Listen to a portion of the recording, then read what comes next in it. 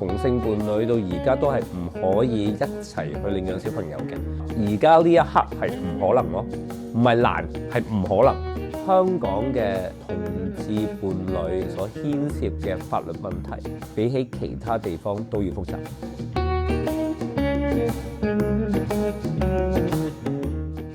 好啦，嗱 AI Alfred 咧就俾一啲咧年長同志嘅朋友咧一啲嘅生活意見，即係 AI Alfred 老同志生活教室。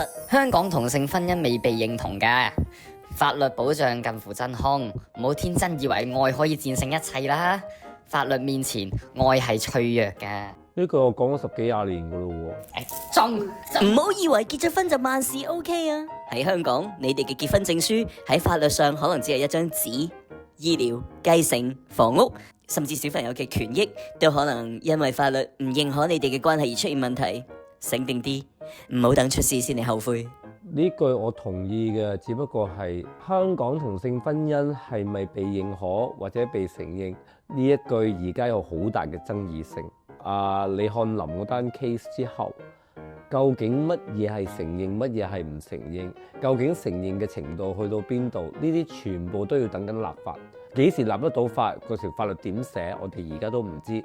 所以其實而家呢一刻，好多嘢都未知之數，都仲係要靠你哋自己去處理得好。遺囑，重要嘅嘢要講3次，冇遺囑你嘅另一半可能1蚊都攞唔到啊！啱啊，同意啊呢樣嘢。香港嘅冇遺囑成嘅法例係唔會保障同性伴侶嘅。如果你冇立遺囑，你嘅財產可能會落入你唔想俾嘅人手上。為咗保障你嘅另一半，一定要盡早立遺囑，清楚寫明你點樣分配你嘅財產。唔好懶，唔好拖，今日就嚟揾我啦！哇！呢個咁黑 sell 嘅，其實係咪應該加多分？唔係啊，因為咧又扣1分就係咧，其實如果同志伴侶喺海外已經完咗婚嘅時候咧，喺香港嘅法律咧係有保障嘅。呢一個部分咧就係我哋啱啱所講唔清晰嗰一樣嘢咧，就係喺呢個終審法庭嗰個案例之後咧，同性伴侶嘅繼承權咧，其實係而家咧係承認㗎啦。所以咧，如果係冇遺囑嘅情況之下咧，跟翻呢個無遺囑嘅繼承條例去分配嘅話咧，同性伴侶結咗婚嘅都可以分到配偶嗰一半，再加50萬。如果有細路嘅話，冇細路嘅話要加咗100萬。好複雜啊成件事，咁都唔好搞啦，剩翻張遺囑啦，好唔好啊？得翻1200。持久授權書係你嘅醫療保護罩，冇 EPA， 你嘅伴侶可能連探病權都冇。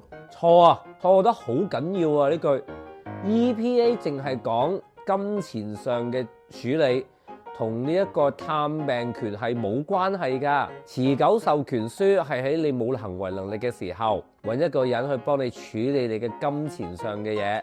但係究竟有冇權利去幫你做任何嘅決定，包括醫療決定呢啲嘢都係唔係持久授權書所包含嘅嘢在內㗎。所以唔好信晒 ChatGPT 講嘅嘢啊。4點，聯名嘅物業唔係萬能，小心長命契。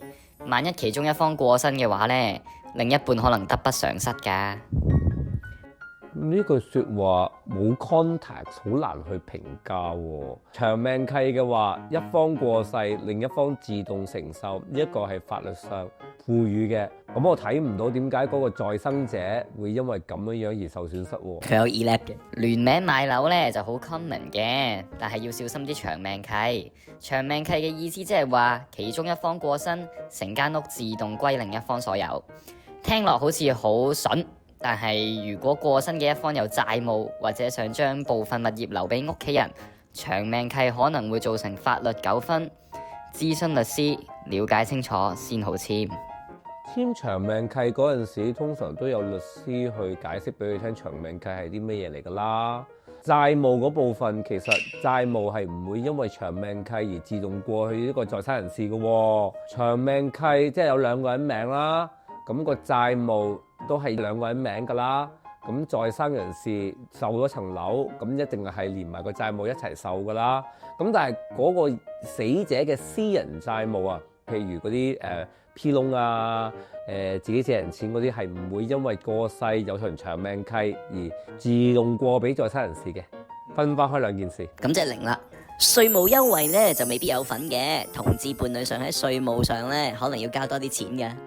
呢個又係錯嘅喎，好多年前啦 ，Angus Leung 個 case 已經係確定咗海外結婚嘅同性伴侶係可以 claim 呢一個spousal tax allowance 同埋呢一個合併報稅嘅喎。哦，即係呢個係錯嘅添。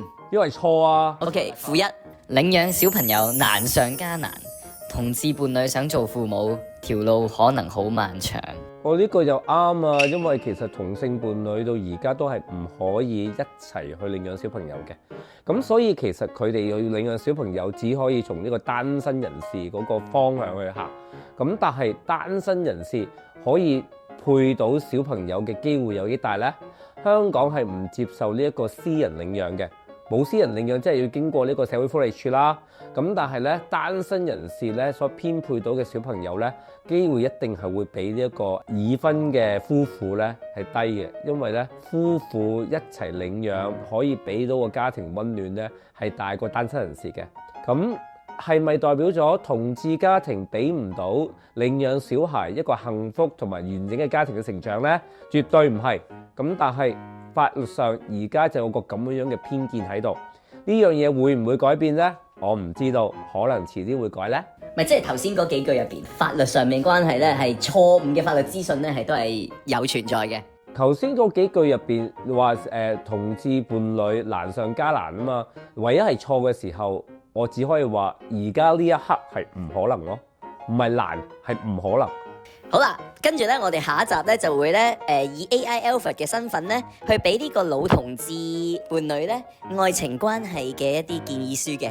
我冇加一句啦，香港嘅同志伴侶所牽涉嘅法律問題，比起其他地方都要複雜，因為而家喺呢一個情況有呢個案例，但係又冇呢一個立法，中間嗰個灰色地帶可以令到大家好混淆。所以揾律師去傾，究竟點樣可以保障另一方，就至為重要啦。家破人亡事務所 Screw Up Gracefully， 睇完記得 comment、like、share 同 subscribe， 同埋撳埋 YouTube 個鐘仔啦。如果有任何問題想問 Alfred 葉律師嘅話，可以 follow我哋嘅 IG， 葉律師睇過啲問題，可能就會喺呢一度免費答你噶啦。如果需要葉律師嘅專業服務嘅話，就 send 個 message 去我哋 IG。睇下我哋幫唔幫到你。